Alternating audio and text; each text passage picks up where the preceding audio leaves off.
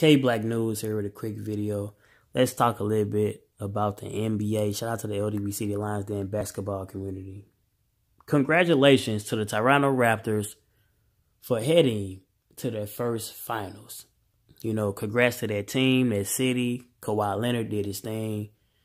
Man, I just want to say, this is no disrespect to the Bucks fans. It's not kicking nobody while they're down and nothing like that. Giannis have done this thing all year, okay? MVP season, MVP type of season. He even led his team to have the best record this season. So all the praise and glory that he is getting, it is worthy of that, okay? But I just want to say that people just need to quit jumping so quick on bandwagons, man. I'm just here to tell you. You know, now it's people here, you know, on YouTube that make videos, right? And some of us have hundreds of views, thousands of views, even 100,000 of views. Even some of us even reach millions. Congratulations to the people that do that, right? But you have these analysts, they get paid to, you know, come on national television. Day after day after day, FS1, ESPN, these radio syndicated programs.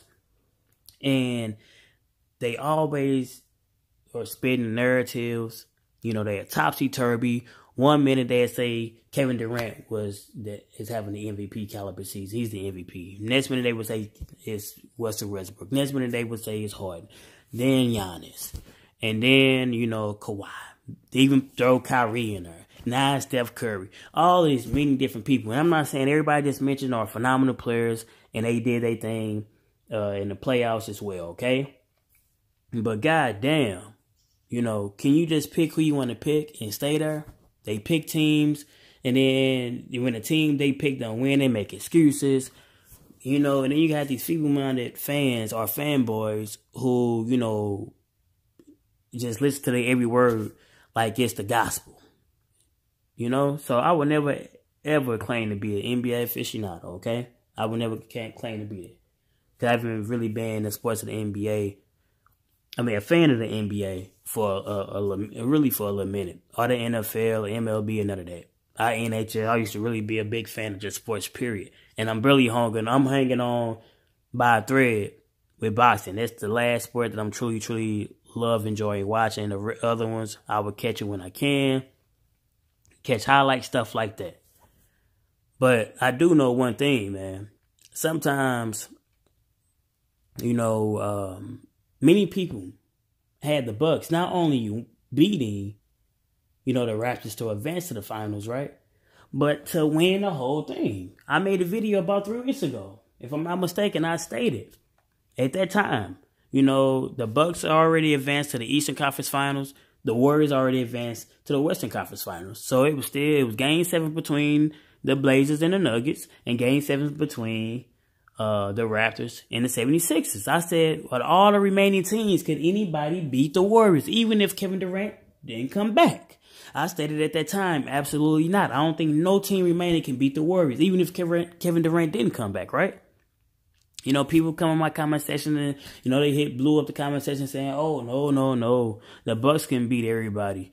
The Bucks can beat the Warriors. You know, even if Kevin Durant came back, it still would be tough for that team to beat the Bucks because they had Giannis and they had the best record. And I said, you know, basically Giannis can't do it by himself. And he said, oh no, Giannis got Bledsoe. He got Middleton. He even got the 7-foot Lopez hitting threes. And these motherfuckers couldn't even get past the Raptors. You see what I'm saying? You see what I'm saying? And like I said, this is not no knock. You know, because I ain't no fanboy or no fan or no particular player or no particular team or organization. You know, it's just the facts. And you can check all of my videos and see. I'm not talking bad about one player to put the other one down. I'm talking bad about one team to put the other ones down. But some things is obvious, though. Some things is obvious.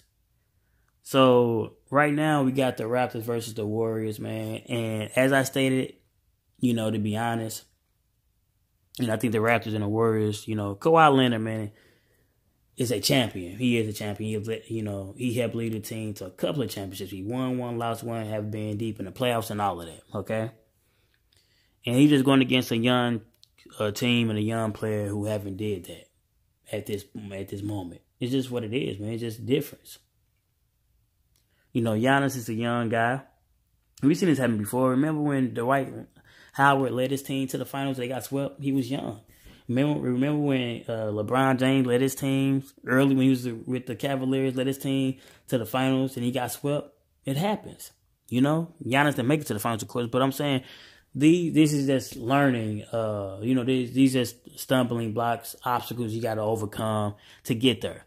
Many of the greats lost many times, numerous times. So it's even good that he's only 24, he's already on the brink of it. They won the first 2 games.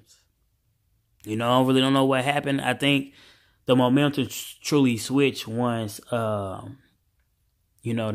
went to the Raptors and the Raptors won they 2 home games. But you already know, as they say, the proverbial, the series really don't start until you win on an opponent's floor.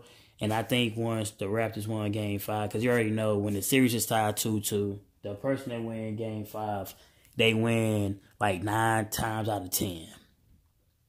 So this has only been proven how that works. We've seen even with the Warriors and the Rockets series.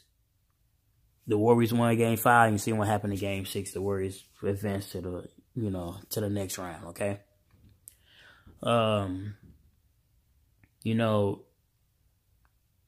series between the Raptors and the Warriors will be competitive.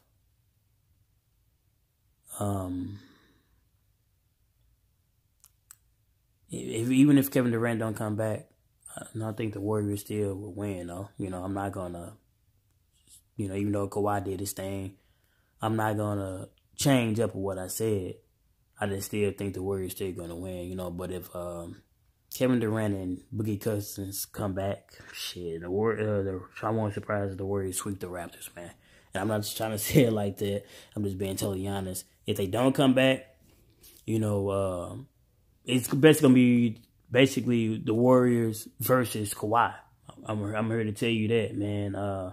Yes, those guys might have big games, but just like many of the players was able to surround Giannis and stop him to a certain degree, the same thing they're going to be on Kawhi, man. They got Draymond Green. They going to have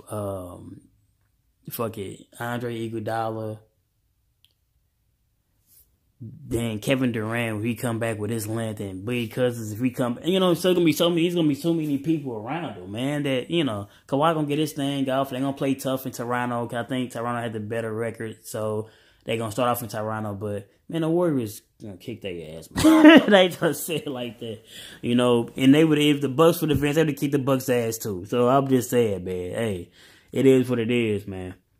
So all I'm saying is this, give players their props, though. Give players their props. Kawhi deserves his props to lead that team. And it's going to be hard for Kawhi to lead Toronto, man, because they're going to give him the key to the city, leading the team. This is your first year there, quote unquote, as they say, 1 year rental. And you went there and not only just did your thing with the Raptors, but you led your teams, to their first finals ever. The Raptors are going to be willing to give you any and everything, man, for you to stay. It's going to be hard for you to lead that team, man. But if you get swept, though, oh, no, you know how it is. It's hard to get back to the finals, bro. I'm telling you, it is, man. It is. And Giannis, I'm here to tell you, brother, I know you want to be in a small market. You want to try to have a team surrounded around you, rather. Man, if they don't have no good players for real, that's going to help you, man, you better test the market. For real, get yourself a ring, brother. Get yourself a ring, man. I know all these people be upset with these people forming super teams, quote unquote, and all that. Man, but fuck that. Because at the end of the day, you don't want to be like one of those players that have all the accolades, but don't have nothing to show for it. Meaning, not having that hardware, which is that ring, man. I'm here to tell you, man, the last time You know, like I said, I'm not really a big fan of the NBA anymore. Or really don't have no team or anything like that. Where I'm from, we don't even have an NBA team. But the last time I actually was a fan was early 2000s, man. I used to like the Sacramento Kings. They had Petr Stojakovic, Chris Webber, Doug Christie, Vlade Divac. Vlade Divac was the king of flops, by the way, man. Flops, it started with that guy. Chris Webber, of course, then, I even had Mike Bibby. And what happened, man, playing against the Lakers. I used to hate the Lakers at the time because I'm going to tell you why as I'll tell you the story. So Kobe going up the court, he dribbling. He missed the layups. Killer nigga get like the rebound. He missed his layup thing or whatever. And Vlade Divac, instead of just getting the rebound, he kind of like swatted at the ball because I guess they was winning. If my memory serves me correct, they was actually winning the game. And I guess Vlade Divac tried to smack the ball to try to run out the time. And guess who he smacked the ball to? Robert Horry, Big Shot Bob. And he lived up to his name. He shot at the top of the key, man, 3-point, and he sanked it. And bye-bye Sacramento Kings. And Lakers won the finals that year. I used to hate the fucking Lakers, I ain't gonna lie. Not saying I hated Shaq or Kobe, but I just love at that time the Sacramento Kings, and I can honestly say that. So, by my love for other Sacramento Kings at that time, I hated the Los Angeles Lakers because they couldn't get past the Lakers, man. So that's my little story, man. I just want to say this though, Giannis, keep your head up. Like I said, there's a lot of NBA champions that lost early in their career, but they bounced back. But like I said, if they not gonna bring no good players around you, brother, test that market, man. Don't be there just because you trying to hold steadfast and shit like that, and end up being like many of the greats that retired without ring, Reggie Miller, Karl Malone, Charles Barkley, and many others, man. And one thing I gotta say before I get the fuck up out of here, man, who do y'all have in this finals, which I think is going to be a good one? The Warriors versus the Raptors. Who do y'all have? Also, it's good to have all those independent accolades.